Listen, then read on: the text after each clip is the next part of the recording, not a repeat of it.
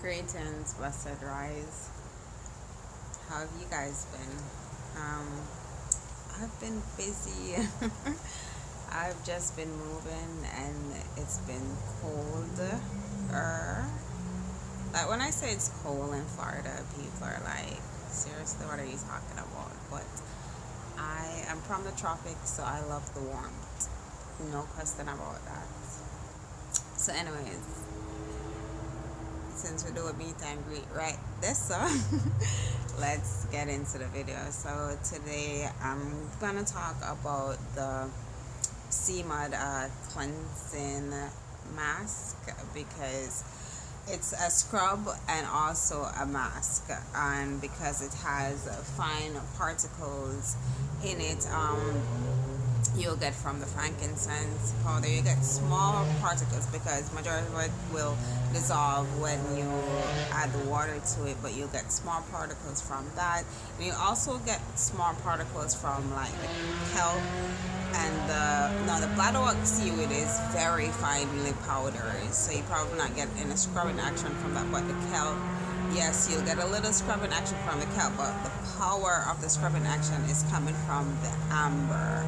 I have a powder amber in there, and that's where that fine, kind of scrubbing action, not too aggressive, not too big, not too scratchy, getting the job done, and still being gentle with your skin. So that's where the scrubbing come from. And then it also has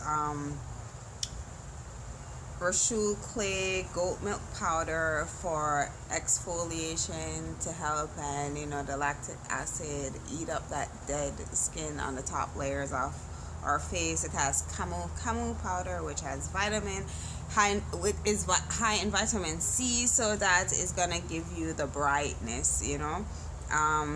Told you the amber powder, kelp, bladderwort. It has aloe vera, golden seal, frankincense, myrrh, and matcha green tea. Now, I offer this in a 1 ounce and a half an ounce. So this is the 1 ounce. I'm going to show you what the powder look like, and then I'm going to mix it up and show you how I use it. So, and it has a weird smell. Like, I'm gonna try and see if I can mask it. I'm very big on smell. It's okay to me, but out of the jar it doesn't smell like that. But when the liquid hit it, whatever water you're gonna use to activate it, whatever liquid you're gonna use to activate it, when it hits it, it's like a fishy, and that's coming from the seaweeds in there. But it still have a weirdish scent. So I more time do this in the palms of my hand. That is the color of the powder, and it's a very milky kind of texture because of the clay that I chose, and then I also added the goat milk to it. It gives you this nice milky kind of cleanser effect. So I'm gonna spray my face. The secret, let's talk about neroli rose hydrate. And the secret in this, when you're spraying it on your face, is inhale in. Yo,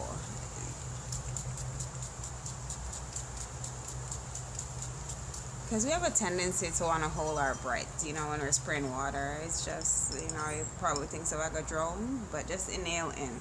So I'm gonna add a little water here to this. See what I can get going on, since I'm outside being all messy.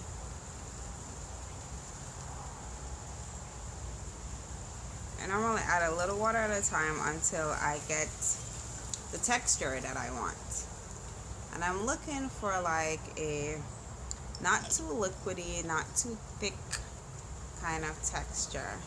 And I think I put too much water just now, so that's that. But I'm gonna use this because my face is already getting dry.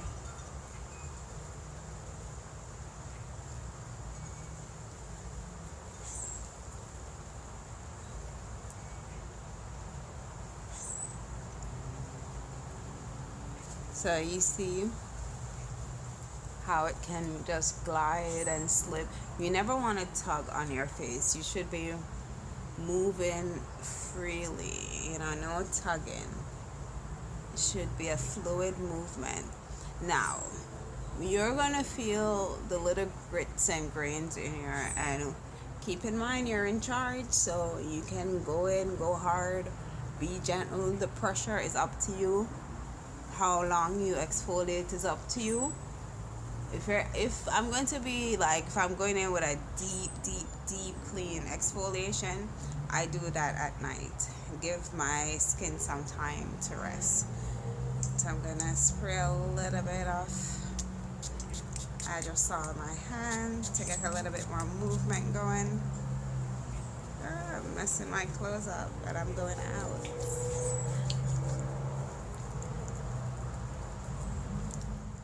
You don't have to let it dry, right? You can just scrub and rinse, but I like to let it dry, and it gets very tight, and I don't always let it dry, so it's just up to you. I just do what I think my skin needs at the time, or what I have time for, or what I feel like doing. But this is it. It's still drying, and it's pulling, and it's getting very tight. It's a very strong grip, kind of intense dry, and then it also starts itching somewhat, feeling very uncomfortable and itchy, and that's from the seaweed and the kelp. So do what your skin can handle. Listen to your skin. Come on. I'm trying to get us to connect to self. I think we kind of lose our way from self, and depending on,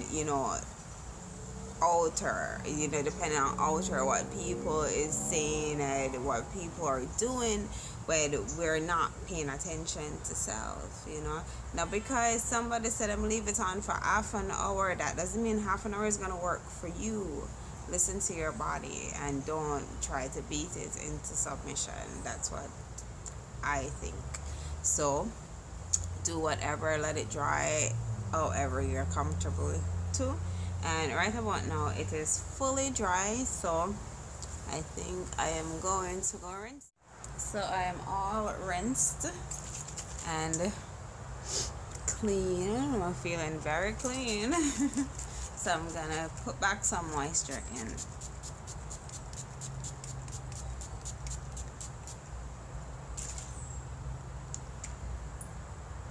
Going on the road, so I'm gonna apply some salt oil.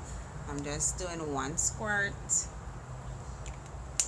like this. Just gives you this awesome glow, and the aroma of the roses just And I like to spritz some hydrosol to create an emulsion, and then I use this as my moisturizer. Pretty good.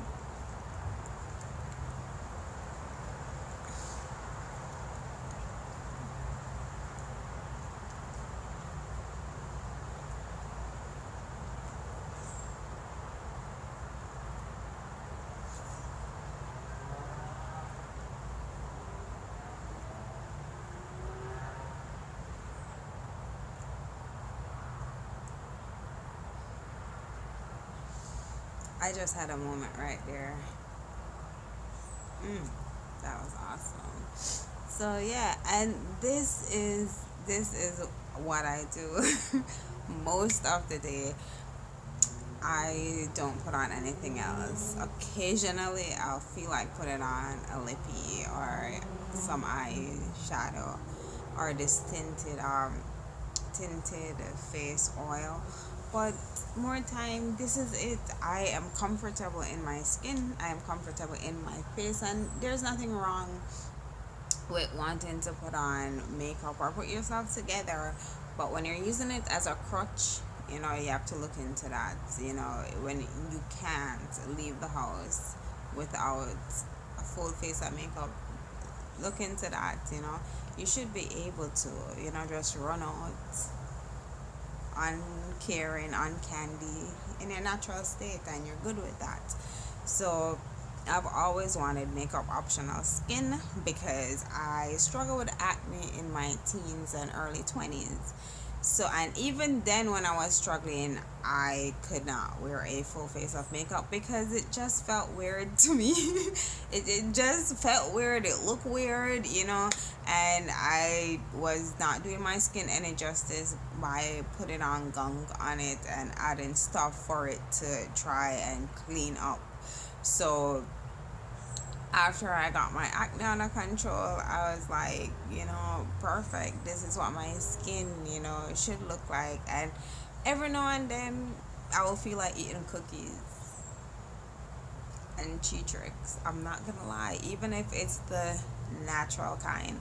Every now and then, I get on a cookie kind of binge, and I start eating these cookies, and then guess what? Pimples start popping up. So that's what these marks are. You know, my cookie, or if it's that time of the month, and more time when it's that time of the month, I don't break out to that. But when I'm not being too good on my diet, I do. So then I have to be on top of my skincare and changing up what I eat. So anything going on with you, take to note what you're eating. What are you putting in? When do you see these things happening? You have to pay attention. So makeup optional skin is very much possible. I have proved that. So yeah, if you want to achieve that makeup optional skin, that glow minimalist kind of lifestyle, if you want, just leave it all, and you're comfortable in your skin, you're comfortable with who you are. When you look in the mirror, you're comfortable with what's looking back at you, and you embrace that. It is possible, but you have to, if what you're doing isn't working, try a different approach, a more natural approach. Even try introducing yourself to oils, jojoba oil. Some people like to cleanse with coconut oil. So it just depends on what you want, but try things and try it for a while, see if it works, and if it works, stick with it. Don't change it because somebody else tell you to do this. If what you're doing is working, if nothing is broken, stick with it. If you want to improve, add on to it. Yeah, but if it's not broken, don't try and change it. So that's my little skin advice today. You have a blessed day. I'm gonna stop rambling. Thank you for watching.